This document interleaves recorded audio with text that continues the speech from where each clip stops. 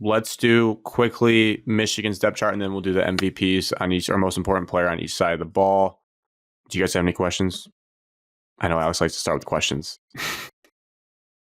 Nah, the only thing I saw that was interesting is Jaden Mangum's not going to start. I thought it was funny. Yeah, I don't. When he transferred in, I kind of no. Alex Orji will be the starter.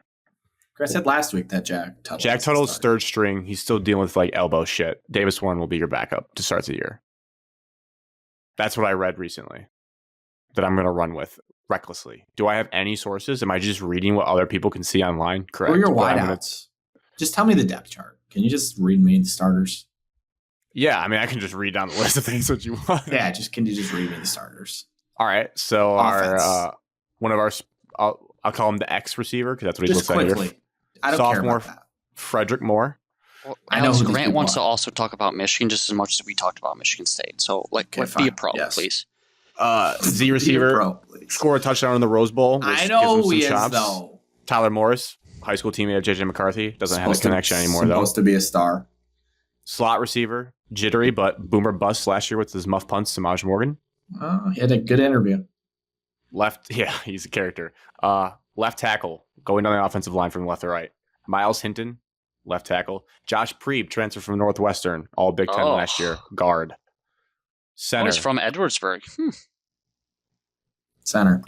Illinois. Indiana. Center. Greg Crippen. Your transfer from Northwestern's from Edwardsburg, Michigan. He's like a powerhouse football. I recognize any of these linemen. Right, yeah. So there's only one transfer in for offensive line. And then all the backups from last year? Just the guys that have been in the program for a long time. Probably the best one. We were at center, Greg Crippen. Right guard, Giovanni El Hadi. So a lot of unproven guys. Is that what I'm getting? That's one way people could look at it. I would look at it like I am most trusting of the guys that have been in the program because they've been offensive linemen. With a head coach. Glass half empty, Grant. But it's fair to say that that could be a weakness. That you have new guys starting, obviously. I like this better than bringing in a bunch of transfers. I respect that decision. Fair to say that on the outside it could be a weakness. Since we don't really know. Outsider's perspective, you don't have as much. Because they haven't played much. Well, if I was starts, but people are like, you don't have that like, because the biggest thing for offensive linemen, like returning offensive linemen, is how many starts does that unit have combined? And this one will have zero. That's what college football, whatever, all over. That's what they talk about. It's like, they're going to have a good offensive line because they have 75 starts together or whatever. But that's not counting that. Oh, hey, that right tackle actually does suck. It's just that, he has 35 starts. They have nobody else with him. Like, do you value experience or do you value just like chemistry working together too? Yeah, time on task. These guys have been those with people each other that have for been a long in time. The system that have done the same thing over and over and over again every single day. Or like you said, Grant, do you want to bring in a transfer that, he could be more talented, but now he's learning. But that's what they did last year, and it worked. It worked a couple of times. Well, Michigan's capable of bringing in All-American offensive linemen because those players know if I get in there and I contribute and I play, I'm most likely getting drafted. Yeah, the biggest difference between last year and this year is the last 2 years they brought in All-American centers to be their center after Vastardis left. This year they felt good about Crippen. So I guess if I had to have the biggest question mark on a position on the offensive line, it'd be Crippen to see how he is. But I feel like they have been pretty good about their transfer process. They go identify guys that they can try to get in, and they felt like they didn't have to. So I'm taking that as a positive. I like adding the Big Ten guy, all Big Ten guy from Northwestern. I like that. And here's the thing, too, when it comes to the NFL talent. Like Trevor Keegan, amazing, all-time Michigan guard, was a fifth-round pick by the Eagles. Could Giovanni El Hadi in his redshirt junior year be a fifth-round pick? But was he only a fifth-round? He was only a fifth-round pick because he broke his leg against Ohio State, right? That was Zinter. Yeah. Zinter is irreplaceable. He's a stud. So, but that's Josh Preeb's job to fill into that shoe and be Andrew Gentry dude's never played. I guess I have a question, Grant. Do you think not bringing any transfers, is that solely because of the coaching question mark with Harbaugh, or do you think it's just the philosophy that program had going forward?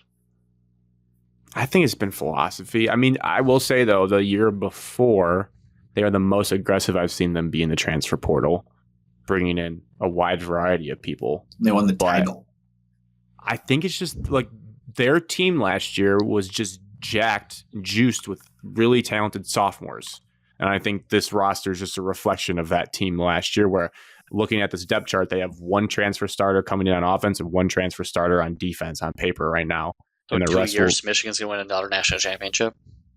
Well, no, because... Okay, thank God. I can't take it. You're saying this year? Yeah. You're saying? So, no, like 2 years from now. Like you said, this team's a bunch of sophomores. No, last year was a bunch of sophomores. Yeah, but isn't this just a rinse and repeat too? Now they're all juniors and they're going to go to the NFL next year. Like, this is it for like all the high-end talent on the team. Like, last year, the draft looked impressive because of the sheer numbers, but this year, the high-end talent will all be gone. Like, the real reason you win a championship is because you have NFL sophomores on your team, and they can't go anywhere because they're stuck. Gotcha. But Greg Crippen went to IMG. Hell yeah. Played total of Colston 9 Loveland, games. Tight end, going to be huge, not to spoil things. Alex Orji, Donovan Edwards. Sneaky dark horse guy, fullback Max Bredesen, absolute dog at blocking. Just if you go back and watch any of the Rose Bowl or title game, I encourage you just to watch number 44 in the backfield, just hunt people. He's awesome. He's a redshirt junior. He'll probably be there as a senior because I'm not sure fullbacks get drafted that much anymore. So we'll see. And then defense, like I said, a lot of repeat. Can't talk about the defense without the 2 defensive tackles, Kenneth Grant, Mason Graham. Awesome players. Both can be first-round picks. Both should be. Maybe Kenneth Grant slips into the top of the second, but Mason Graham, everyone has him like top 10 in the draft already. And then your outside guys, you bring back Josiah Stewart, great transfer from Coastal Carolina. They nailed that one. And then Derek Moore, really, really good, like high 4-star, borderline 5-star guy. That's a junior now. And then the biggest question, I'm curious. Well, who's the transfer from? Maryland? Coastal Carolina? Josiah Stewart last year. He played last year. He played last year the whole year, but he was from Coastal Carolina the year before that. Oh, I see him on here now. Yeah, he made the big play against Jalen Milroe in the Rose Bowl. We do get Rayshon Benny back, broke his leg pretty much in the Rose Bowl, so he'll be rested up, ready to go for some depth there. Not a ton of depth like last year. Last year, they were too deep across the entire D-line, so I guess that'd be one weakness potentially is just sheer bodies they can throw at other offensive lines.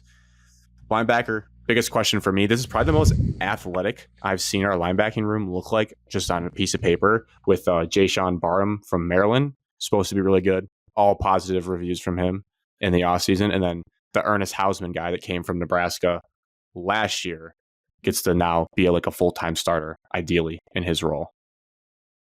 No Junior Colson, it sounds like. I mean, yeah, Junior Colson's a once in a generation, probably. He was awesome. Generation. And then you'll have another good linebacker. Do you have any idea who your linebackers coach is? Well, last year he got fired because of Stallions. That was Chris Partridge. Oh, sorry. Touchy subject.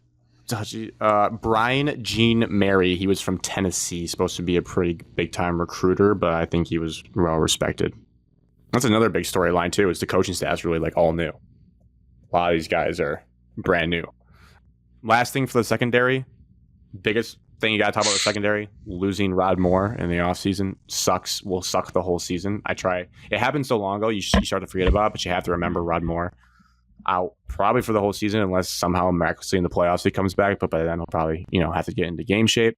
So you really have Makari Page back, Quentin Johnson, Will Johnson, and then Jaden McBurrows into his junior year, and then Jair the guy Hill. That got punched in the tunnel. Yep, he'll be our nickel back in a lot of situations, I would say. He was okay last year. He actually played in the championship game, played in a couple other games, so he was solid. Biggest weakness across the board, offense, it's just a quarterback because it's a big question mark. Just really have no idea what to expect. So that's your weakness. On defense, it would be your secondary looking at this. Specifically, the cornerback opposite Will Johnson. That's been something Michigan struggled with for, the last 3 or 4 years. Last year, they actually had a pretty good transfer come in and play the position well across from Will. But this Jair Hill kid was a very high recruit, but he's a redshirt freshman, and he's probably going to win the job. So people are just going to stare at that because they're really not going to throw it number 2 a lot, I don't think. So it'll be very interesting to see how he does. Kicker? That's really it. Dominic Zavada. transfer from somewhere. Sounds good. I know kicker's always a hot topic. From Arkansas State. Kickers can lose you games. Arkansas State. He was on the Lou Groza Award watch list. All right. So had some good kicks in the Sun Belt. Tommy Dolman, really good punter. Big picture wise, though, Alex, I texted the Michigan men chat today. Thought about, my connection was cutting out last week, but had some thoughts. The more and more I thought about Michigan's season, the closer I'm getting to feeling good about them going 10-2 and hosting a playoff game. I'm slowly getting there. You're a loser. Why? Just be all in or be all out. Don't do this. Just be in or be out. You're saying it has to be 8-4 or 12-0? I just want you to say playoff or not. I'm pretty close to saying 10-2 with the playoff. No. Playoff or no playoff. Pick a side. There's too many variables to that. Can you just be a fun fan? Just have fun? What if they go 10-2 and they don't get in because of other factors? Then we'll talk about it at the end of the year. They're a Big Ten school. They're getting in. There's 12 schools that get in. Yes, they're getting in. All right, 10-2 then they're in the playoff. So playoff or no playoff? Playoff. Okay, thank you. Everybody heard it? You're welcome, Michigan fans. Hopefully hosting. For getting this guy in on his team. You're hosting SMU and they score. You guys could go, Grant, you realize you go 10-2, make the Big Ten championship game. No, we won't. I don't think we will. Will you lose to Texas and Oregon or Texas and Ohio State? And you beat one of Oregon and Ohio State. 10-2. So who are you upsetting? Oregon or Ohio State or Texas, one of those teams. I think. Well, the correct answer, if we're talking about on paper, would be Texas. The hard part about the Texas game is that it's so early in the season that they are going to probably be in the best shape. Like, that's an advantage for them. This all goes back to me starting to convince myself that Alex Orji can be a carbon copy of what Jalen Milroe was last year. Wow. And how the stars are aligning for Jalen Milroe was good at running. Yeah. Like electrifying. You think Alex Orji can be like that? You ask any college football, I know Alex Orji can be electric running. I know, I've watched it. I mean, he's played in big time. He's played in big time games throughout their stretch. He ever had a touchdown run more than 40 yards? More than 40? No.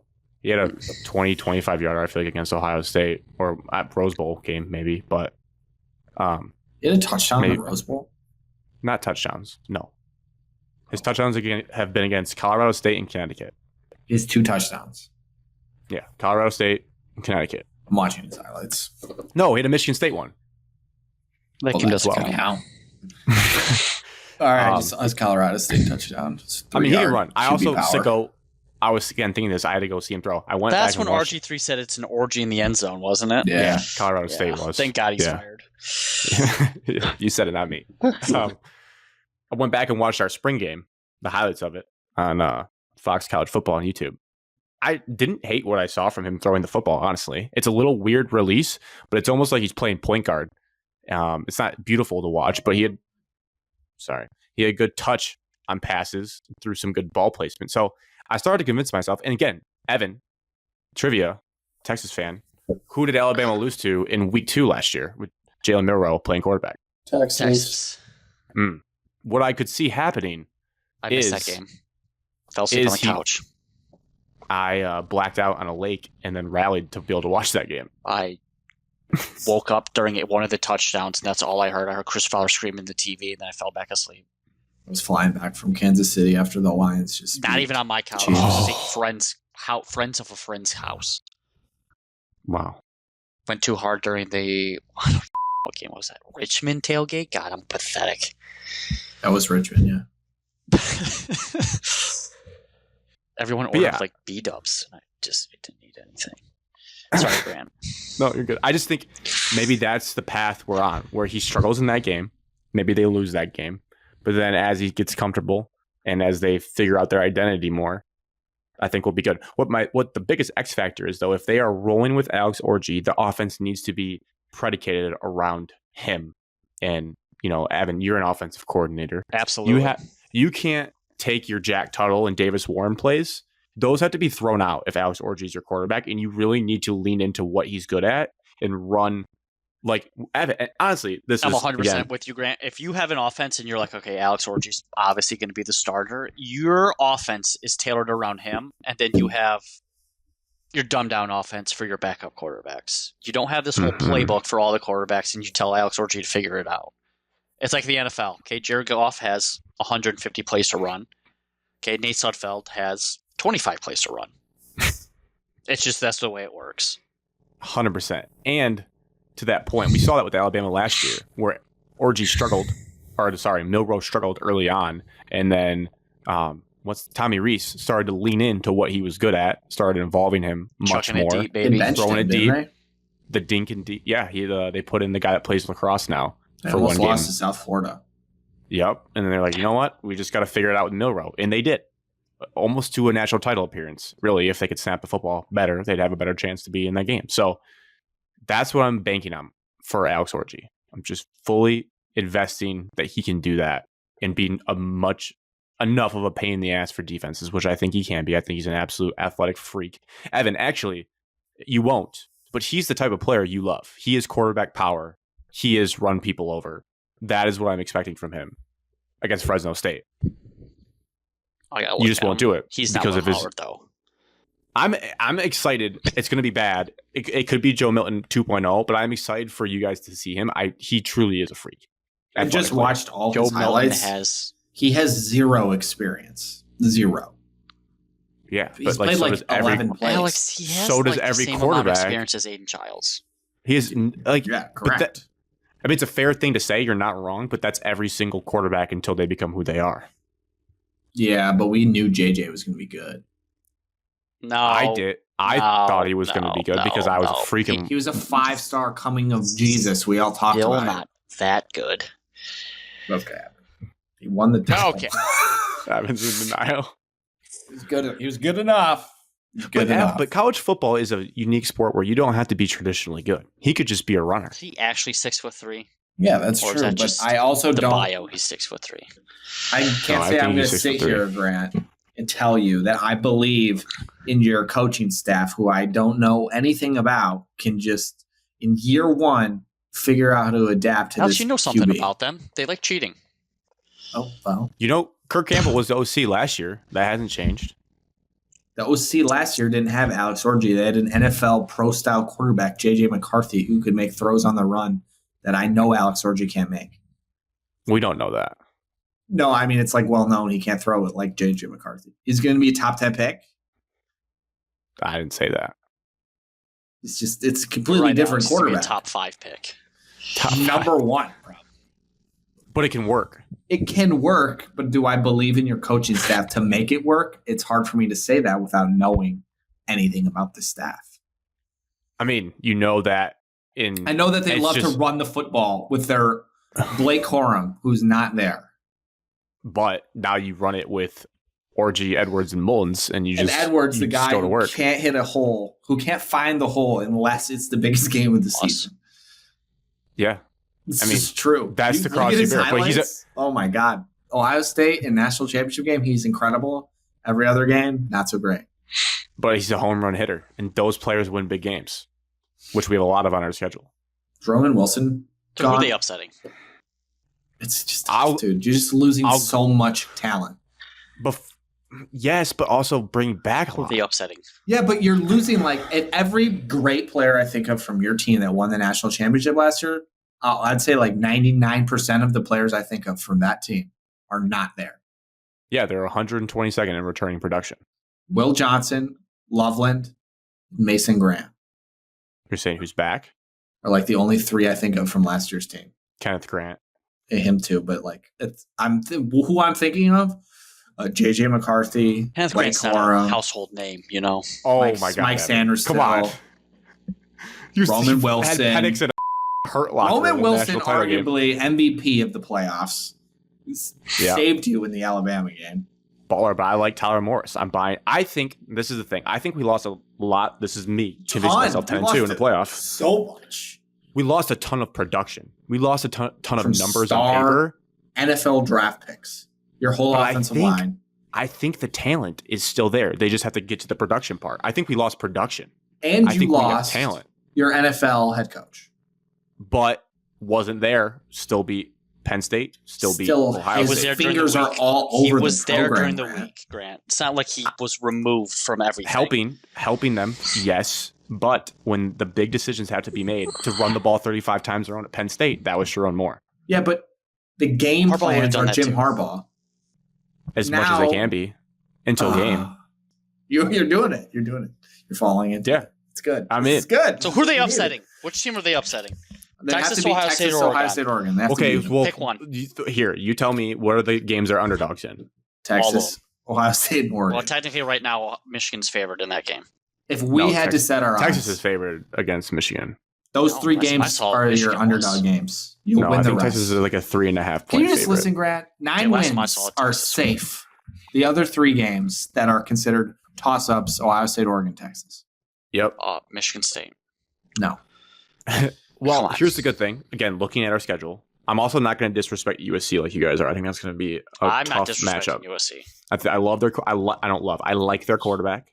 I think they're getting better on defense. They hired UCLA's defensive coordinator, who's an absolute dog. Mexico. As you guys like to say, the blue wall, the big house, not leaving the big house until October. Can you just answer the question? We have one big road game this entire year. It's Ohio State. So the benefit that we have is that these games, is that we get them all at home. We get Oregon at home. We get USC at home. We get Texas at home. Soapbox rant. If you have season tickets to the big house, you need to be the loudest you've ever been in your life. This is probably the best season to ever have season tickets. You think those people are going to stand up and get booped out of their seat? Need it. Saturday, Sit down. I got to worry about who are they beating? Slippery rock. Can we get to the answer? I think they beat Texas. I think they beat USC. And I would predict them to lose to Ohio State. I think it's just gonna happen. Ohio State's so good. But in Oregon's, I don't know. I don't know what to expect. I like Oregon a lot. Again, home game in November. So you think in the big house? If it's at night, I like our chances to win by 2. 11-1. Okay, there's Michigan USC. Could be. That's 2 weeks after it. If we're doing ceiling and floor, they do have the ceiling. If Alex Orji is Jalen Milroe to go 12-0. That's Texas, not off the table. Favorites. Dansby Swanson. Realistically, with the talent they have, here's the thing I ask myself, Alex. Can this offense score 28 points a game? No. 4 touchdowns. How many points did they score last year per game? I'll tell you. You want how many just points the big did they games? score per game in Big Ten play? I'm not worried about how many points they scored against UConn because that just. Do you just want but do you want just like the big games or do you want like you didn't Indiana? play anybody in the non-conference, so Big Ten games. You want Nebraska, Minnesota, Indiana, Michigan State. You have to play You have to play the Big Ten. All right. Evan, they scored 100. Do you want the Big Ten championship as well? Yeah. They average 35 points a game with all games. I want you to remove the non-conference games. Okay. Colorado State, UConn, and Eastern Carolina. Remove those 3. 3 it's not going to matter. They're still going to average over 20. How many conference games do you play? 3, 4, 5, 6, 7, 8, 9, 10. 35 points a game against Big Ten opponents. 35 against all opponents, actually. Oh. That's nice math. They scored under 28 3 times last year. Yep. Penn State, Alex, Iowa, the times that they scored under Alabama. 1 win. Ohio State, they scored 30. Rutgers, 31. Bowling Green, 31. East Carolina, 30. They're actually in that conference. They scored less. They scored 52 against Minnesota, 52 against Indiana, and 49 against Michigan State. 45 against Nebraska. They were better against the shitty Big Ten teams than they were the non-conference teams. Should have taken those games away and added their non-conference games. Well, we did. But either way, they only scored under 28 3 times. times. Less touchdown? Can this offense, this is the biggest question. 1 less touchdown worse. So 28. Yeah, but I don't think you're scoring 28. I don't think 28 gets you to undefeated. Are you kidding me? You're going to give up 30 to Ohio State or Oregon. Do you think the defense is taking that big of a step back? Because that's what you're betting on. I think the defense is going to be Ohio State scored 24 against you last year. and your defense got worse. And Ohio State's offense got better. And their offense got better. Well, I think that's what we have to say. Like, is the defense worse? The two best players on the defense are back. Your middle linebacker, the heart and soul of your team, is gone. He was probably the fourth best player on our defense last year. Okay, that doesn't really matter because he was still a very important piece on your defense, and he's better than any linebacker that is playing this year. Your best player we don't know. Sanderson on your defense. Sanderson did a lot your for most a important defense. player on your defense is gone. Not your best. I think Grant and Graham were the best two players on our defense last year. Okay, I'm saying the like, most important. Well, I don't think the most important. Sick. I mean, the pressure they got on the Rose Bowl. Like Mike Sanderson's still fine. He also did get juked out of his shoes in the Rose Bowl. Every player makes plays. Come on. But I'm saying the collapsing of Graham and Grant really is the reason. The Kool-Aid now. You think your defense is be better, or can they be what they were last year? Even if they are, Ohio State's offense got significantly better because Honda McCord isn't playing quarterback, so I think they can score more than 24 points. Do we think Will Howard's that much better than him? Yeah. Kyle McCord was terrible. Yes. Because Will Howard Will Howard can do both. He can run and pass. Will Howard would be a backup at Kansas State if he stayed. No, Will Howard would start. Will Howard won a Big 12 championship. Will Howard beat the team that you lost to 2 years ago. They kicked out Will Howard for Avery Johnson. Like they did. Kansas State did not want Will Howard. Avery Johnson was the highest recruit of all time at Kansas State. There was pressure to start that kid and all the NIL money. Ohio State's offense got better, regardless. You think so? Yes, they have the best running back, second best running back in the country now, added to their team. They have the best offensive coaching staff, you can argue, in college or NFL. The only thing with Ohio State, this is a big question for them, big picture for them. Can Ryan Day actually commit to running the football? Yes, because Chip Kelly's calling the plays.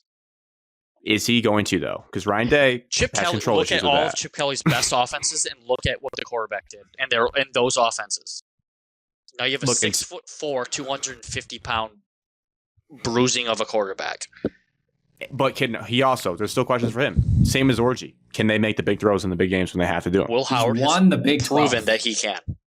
Winning the Big 12 is not winning He's more big than games. winning against Colorado Michigan State. Lost to. He beat TCU. You guys lost to TCU. He beat that team in the Big 12 championship game. That's 2 years ago, though. Grant, Alex Orji's never won a game as a starter. I know. So you can't say Will Howard he has more experience in big games than Alex Orji does. It's a fact. Correct. Does that matter on November 25th right now? No, we don't know. Feels like 27 starts to 0 starts matters a little bit for experience. Yes. If that's the way we went by everything, then you would just want the oldest quarterbacks in college football, which is not how you win all the time. The worst quarterbacks in college football are some of the best quarterbacks in college football right now. You think Dylan Gabriel? But there's also some to that though. They're just not good enough for the NFL. Like there's a fine line. Why there's a balance. I felt like I watched JJ for several years because he just played as a young kid. Yeah, he was 3 years and done. Yeah, but he played a lot and he had a lot of experience, and it took him a second go at it to actually win. He needed the huge mistakes in the TCU game to win the national championship the following season. Yeah, Milroe would definitely make mistakes. I'm just saying the 28 points thing is what I'm thinking of for this year. Like I think that is the number. If they can Alex Orji do that in a big game? TBD. But could Will Howard? Is it crazy? Here's a question: is it crazy to think that at the end of this year that we'd sit here and be like, "I'd rather have Alex Orji than Will Howard"? No. I don't think that's out of the question. I don't think that could happen. I think if you had to pick a quarterback to start your season with tomorrow, I don't think you're picking Alex Orji. Unless you're a Michigan Blue Wall fan, because that's the only people that would. It's more the excitement of potentially a higher ceiling. You have a higher floor. No college football coach is going to try to take the ceiling over a proven all Big 12 quarterback. Yeah, we'll see. This is the beautiful thing about it. This are the things I'm asking that I can talk myself into. I'm just saying right now, it's not unfair to say that Will Howard is like who you would take right now. We could say Alex Orji after the Texas game for all I care. Yeah, true. We don't know. We don't. But Will Howard's also played against Texas on the road. And lost. He went 26 of 41 with 4 touchdowns and 330 yards. So he's played in big games and played well. You're the one who said you said can Will Howard score in a close game that matters against a big team? I think yes. That's my answer. Again, Texas's defense is not Michigan's defense. I'm answering the question. He's started 27 football games in high-level college football. I would take my chances with him in a big game over Alex Orji right now. And I don't think that's unfair. That's very fair. I would not disagree with you on that. Okay. Then he would be the backup at Kansas State. We don't know that. He will. Their coach said it. Yeah, every coach says that once a guy's gone. That's true, but he did say it. You wanted me here. Now you got me here. You wanted me here, Alex. Well, you're here. I'm here. You're allowed. I'm seeing bullets come at me. I'm dodging them. I'm trying to think of ways we can survive. For Evan's sake, I hope Will Howard is good. He's going to be good. It's a proven fact. It's going to happen. There's no questions about it. He's played well in his career. Barring injury, he's going to be all Big Ten quarterback. He'll finish second. He'll be second team all quarterback because Dylan Gabriel. With the talent around him, you would hope. Here's the thing with Orji and him. You almost would rather, in Michigan's spot, less talented playmakers around him than Will Howard has. Your ceiling is probably the right bet with Orji, because if somehow he ends up being better than Will Howard, that's what you need to complement the lack of skill talent you have compared to Ohio State. Or you could argue that picking Will Howard would be better because he has more flashy items to throw to. So it's hard for him to fail. No, I think I must have worded that poorly. I'm saying for each team in their own spot, that might be the right guy for their situation. Where Michigan would need the swing of an upside of Alex Orji because their surrounding talent is Michigan not as high as Ohio State's. Would need more talent at QB. Yes, I misunderstood. And ultimately, that's why I think he's the right guy to start as a Davis Warren. Like, they're fine throwers of the football, but to get to where you want to go with the talent you have on defense, you kind of need to test Orji and see if he could be Jalen Milroe. Because if you can give me Jalen Milroe last year with Michigan's defense, I think they can get back to where they want to be in the playoffs. And that's the biggest question. I worry about their receiving core, but that's just me. They've always kind of been like that, and it is what it is. Yeah. If it wasn't for Tyler Wilson was really good last year, though. He was really, really good. If it wasn't for Tyler Morris in the Rose Bowl, I'd feel a little bit more nervous, but we're definitely not going to have any tall receivers. It's just going to be a lot of guys catching slant passes and posts, hopefully. Yeah, good tight end.